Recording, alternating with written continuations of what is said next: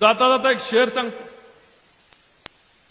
कई लोग समंदर खंगालने में लगे, हमारी कमियां ढूंढने में लगे, उनकी खुद की लंगोटी फटी है और हमारे ऊपर कीचड़ उछालने में लगे। असे किती प्रसंग येऊन द्या आणि कुणी किती शिंतोडे टाकून द्या, जोपर्यंत मन साफ आहे, आत्मा साफ आहे, तोपर्यंत साहेब कुणाला घाबरणार नाही। तुम्ही इथं येण्याचा संकेत साहेब, तुमच्या सभा सगळ्या अमित भाई येणार असल्यामुळे कॅन्सल झाल्या, पण फलटणला तुम्ही मुद्दाहून आला, तुम्ही येण्याचा संकेत हे खूप काही सांगून जाणार आहे, खूप काही लोकांना दिशा देऊन जाणार आहे।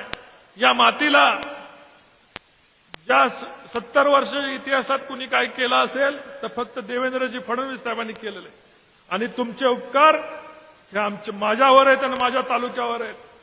आयुष्यात जेव्हा काय करण्याची संधी होईल, आमच्या कातड्याचं जोडं जरी करण्याची वेळ आली तर रणजित निंबाळकर मागा पुढे पाहणार नाही, एवढाच शब्द या ठिकाणी देतो। जय हिंद, जय महाराष्ट्र। धन्यवाद रणजित दादा, आपण या ठिकाणी बोलला, आपल्या डोळ्यातले अश्रू सांगतायत की आपण केलेले काम आणि त्या कामाचं चीज होताना पाहायला मिळतं। एकदा जोरदार टाळ्या झाल्या पाहिजेत रणजित सिंह नाईक निंबाळकर यांच्यासाठी। आणि यानंतर न्यूज अहिल्यानगर 24 तास, आम्ही बातमी नाही सत्य दाखवतो।